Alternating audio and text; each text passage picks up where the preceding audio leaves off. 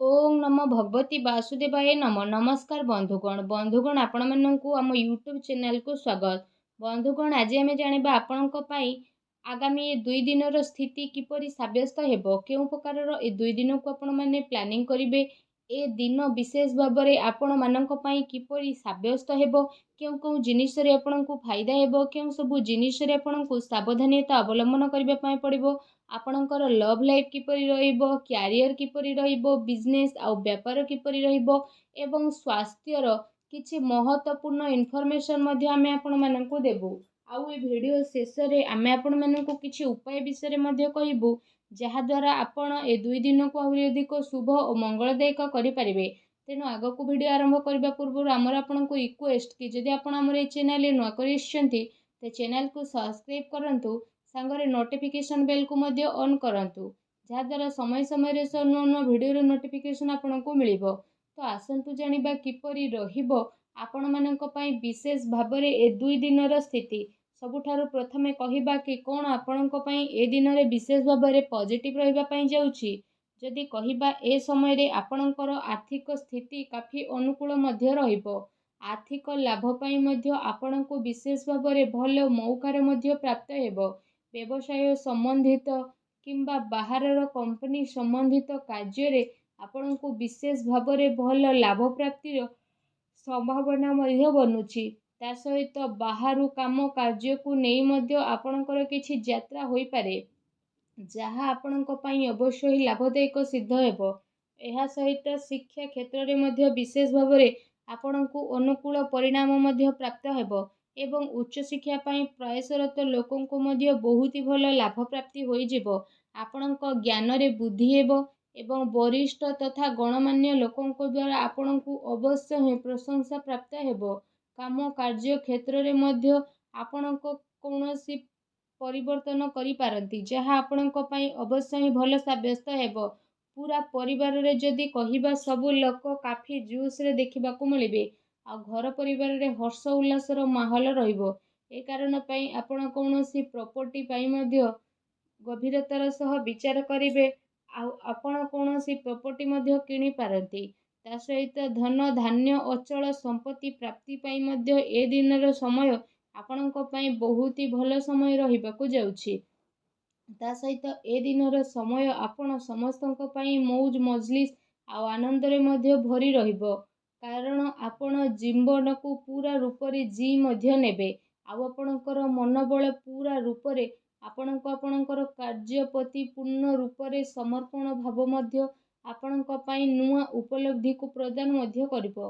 ता सहित आपणकर टिके भी परिश्रमर आपणकु भरपूर फल मध्य प्राप्त हेबो, जहा द्वारा आपणकु काफी खुशी रो अनुभव हेबो। ता सहित ए दिन विशेष भाबरे आपण समयर सदुपयोग करंतु, कारण आज आपणकु बहुत भलो लाभ प्राप्ति होई पारे, आपणकु जहा द्वारा काफी खुशी अनुभव हेबो। आसंतु जानिबा आपणक पई कोन नेगेटिव रहिबो। जदि कहिबा पारिवारिक माहौल खराब हेबार संभावना जेहेतु देखा देउछि, तो सेति पई पारिवारिक स्थिति को अनुकूल बनेइबा पई जणे आउ जनक सह परस्पर संबंध हेबार बहुत ही अधिक जरूरी रहिछि। आपण साहसी तथा पराक्रमी व्यक्ति हेबा सहित गोटे दायित्ववान व्यक्ति अटंती। सेति पई आपण आपणकर घर परिवार प्रति भलो भावना रखिकी जणे आउ जनकु जोड़िबा पई प्रयास करंतु। यह सहित जदि कहिबा आपणको आपणकर कार्य स्थल को नेकी मध्य कोनोसी असंतुष्टि भाव रही पारे, कारण आपण जेते अधिक परिश्रम करिवे आपणकु लागिबो कि आपणकु सेते परिणाम मिलु नाही। एथि पई आपणको किछि टाइम पर्यंत निजको बनेइके आगको बढ़िबा पई ट्राई करिवे। ता सहित भूल लोकंक संपर्क रे तथा भूल संगति रु दूर रे रहिबार आपण प्रयास मध्य करंतु, अन्यथा कोनोसी प्रकारर आर्थिक समस्यार सामना करबाको पड़ी पारे। मानसिक अशांति सहित कार्य व्यवसाय रे मध्य व्यवधान आपणकर उत्पन्न हेबो।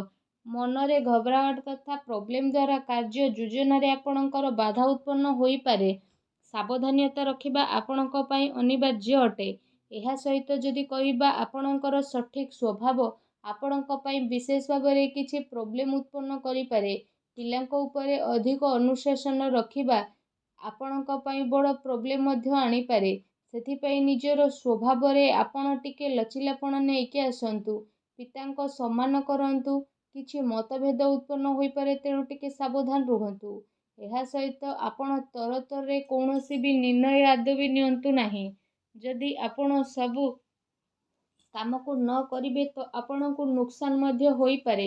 ଏ ଦିନରେ ଅଚାନକ ଯାତ୍ରା କାରଣରୁ ବିଶେଷ ଭାବରେ ଆପଣଙ୍କୁ ବହୁତ ପ୍ରୋବ୍ଲେମର ଫେସ୍ କରିବା ପାଇଁ ପଡ଼ିପାରିବ।